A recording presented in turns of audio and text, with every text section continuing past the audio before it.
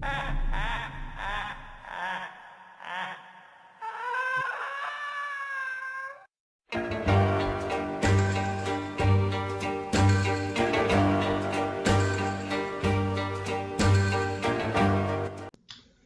going on, you guys? It's your boy Light Skin Ninja, aka the Movie Maniac, and I'm back here again to go in a more in-depth spoiler review for Suicide Squad. Because basically, I reviewed my own video that I posted, and I kind of just rambled a lot with the spoiler talk, so I want to get more in-depth into it. So, how am I gonna say the spoiler talk is from the beginning of the movie all the way to the end? So, let's start out with the very beginning.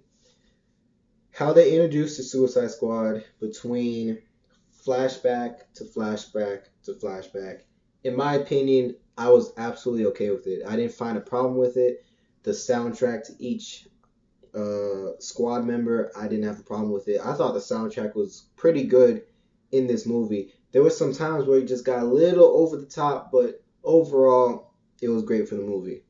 Again, if you don't know me, I'm a big soundtrack type of guy. When Man of Steel came out, with Hans Zimmer and it was amazing. It was amazing. Um, yeah. Other than that, how they depicted Harley Quinn, basically they couldn't have done it any better than that. Boomerang, Captain Boomerang, it was great how they incorporated one of the members of the Justice League to make a small little cameo appearance from the Flash. Very good. And it was very quick and thorough. The only two people that really took that much time was Deadshot, Harley Quinn. That was basically it. And as you know, as I said before, Deadshot gets brought in by Batman. Same thing with Harley Quinn, gets brought in by Batman. So going into the next part of the movie, where they basically they're talking about like, okay, if Superman were to rip the roof of the White House, who would have stopped them? What group of people would be able to do something about it? Even though that's absolutely outrageous because there's nobody on the planet Earth that could stop Superman from doing whatever he wants to do. Let's be honest with you. But it was great how they said, like, look, we can use these people. Doesn't matter if they do good or bad. We blame all of it on them. So basically, it's a win-win for us, but for them, they're criminals, so it won't work at all either way. And Viola Davis, Amanda Waller, the character that she plays, she's very ruthless, very cutthroat. Uses June Moon, I believe that's her name, who is taken over by Enchantress. Basically, uses her love against Rick Flag. Making Rick Flag control her, making her do things that she doesn't want to do. And some people said that they didn't believe that, oh, just because, Amanda put both of them together, oh, they just end up falling in love. They said, I don't believe it, but I personally, I can believe it. I mean, I just do. I mean, how they executed it throughout the movie, it was very good. However, I must say, for Enchantress to be just taken like that and being controlled like that, and then out of nowhere, she just disobeys. I mean, it's kind of weird to me that she even allowed that to happen in the first place. But again, you got to have a good story plot on how the villain came about, how did she get powerful, and some people would say that the brother of Enchantress was just forced in there, but it tied into the plot and it tied into the end scene against Diablo, which I'll definitely get into that because I got the whole thing wrong. I said that Diablo turned into some kind of giant tiki creature, and that wasn't even it. But I'll get to that later on. So basically, fast forward, they show you who's gonna be in the Suicide Squad. Slipknot's just thrown in there. I mean, because no one really cares about him. I mean, he ends up dying in the end. He gets killed. He gets his head blown off because he tried to escape. But other than that, so they get to the facility. Deadshot, when Amanda got to the facility, they basically interviewed all of the members of the Suicide Squad. Harley Quinn was like saying, "Are you the devil?" And that was basically it. Nothing really big there. She got to El Diablo, and she asks, "Is this you?" She basically puts it like a tablet and puts it over to the screen and shows him basically just laying waste to an entire prison yard. It was just absolutely incredible. But he basically says, "That ain't me. That ain't me anymore. I'm done. I'm done. They just does a fire pig what is it called? Basically, he just uses his hands and he creates words using his fire element, and it just says bye. So I thought that was pretty funny. And when they get to Deadshot, now Deadshot, oh man, Deadshot basically had a scene in the prison where he had to show off if he still had the accuracy, the dead eye mark that he had. And let me tell you, this guy Deadshot, man, there was I believe 5 targets, and every single target he hit straight dead center in the head. And it's not like he shot and hit the vicinity of each head at the same time. Well, it wasn't in the vicinity at all. He was hitting the same spot every single time. Every single shot that he took, it hit in the same spot, and he basically drilled a hole through every single target in that same spot because he was so accurate. That was pretty sick. I'm not gonna lie, that was hot. That was pretty hot. And the banter between Rick Flag and Deadshot is hilarious too because they don't like each other. Rick Flag sees him as a criminal, and Deadshot sees him as this just pompous idiot who is the lapdog of Amanda Waller, which basically that's kind of how he's perceived in the beginning of the movie. So now we get to the part where Enchantress is like, okay, I need to get out of here. I need to get my heart back because I can't live like this. Because basically what she's saying, well, she doesn't really say it, but you can tell that's how it is. Because for Amanda Waller to get Enchantress to do her bidding, she basically has her heart in this case, in this briefcase, and whenever she does wrong, she really takes like a needle or a knife and she just stabs at her heart. I mean, my personal opinion, it was just sickening. I mean, for her to just do that, I don't know. Because at the same time, I know Enchantress is a witch, but it's a heart. You're stabbing at a heart, like it creeps me out. Yeah, as I said, Viola Davis did a great job as Amanda Waller. Amazing job. So now she goes, she finds her brother, she releases her brother, and her brother basically uses people around him to gain his strength, his energy, wraps himself in encased metal, and he's basically a being inside of a metal casing. And it was pretty cool. The design on his face was pretty cool too.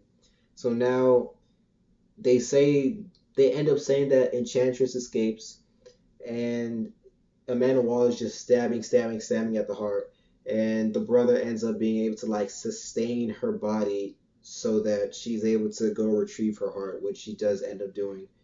And they do end up capturing Amanda Waller.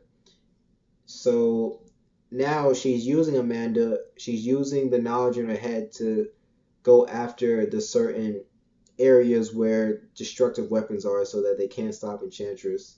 And she just starts laying waste to all the places around the world. Basically, what she does is she takes a conduit of metals, she throws it in the air, she uses the lightning to circulate around it, and then she uses the storms, well, the clouds of the earth.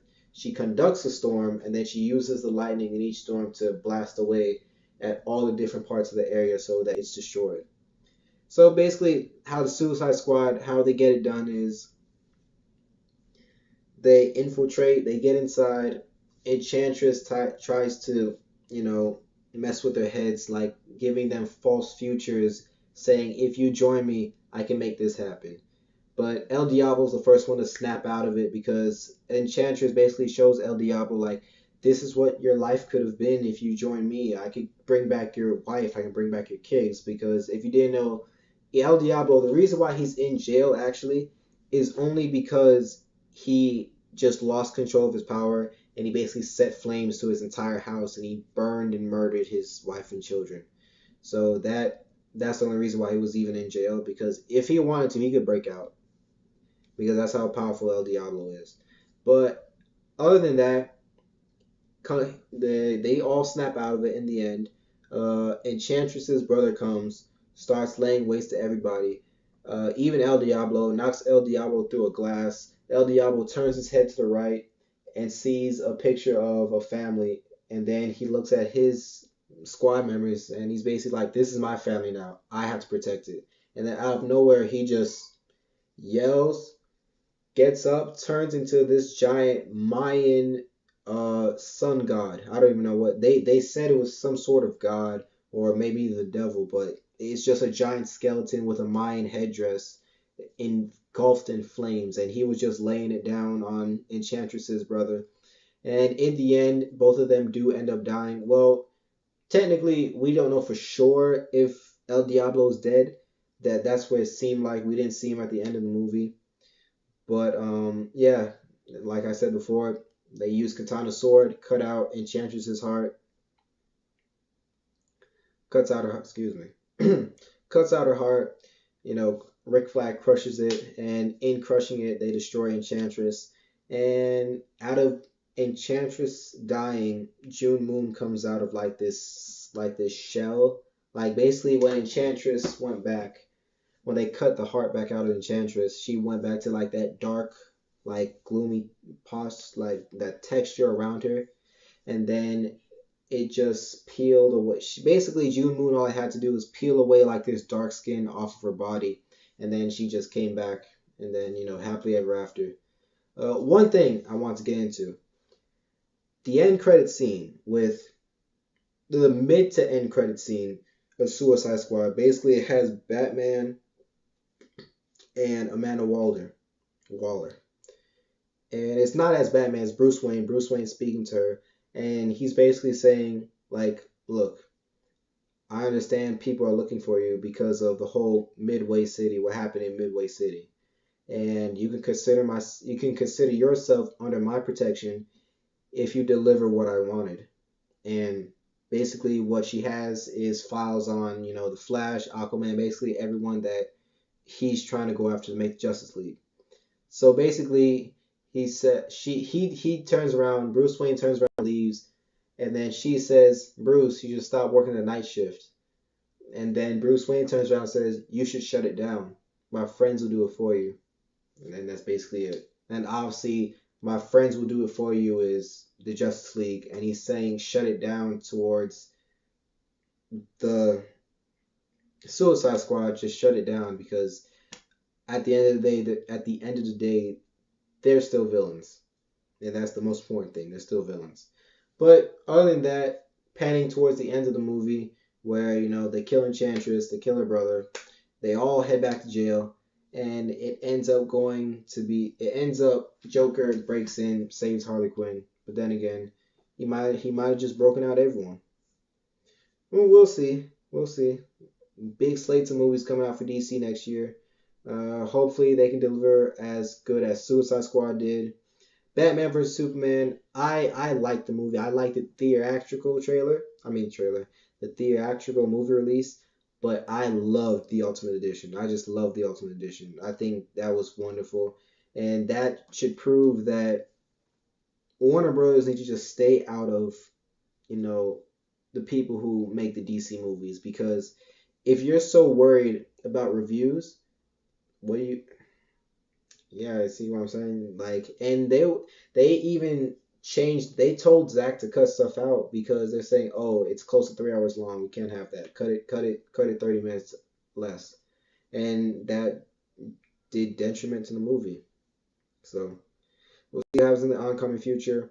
But another trailer, well, movie that I'm excited for that's not DC is Thor Ragnarok and Guardians of the Galaxy Volume 2. We'll see where that goes, guys. But now it's time for me to head out. Peace and love.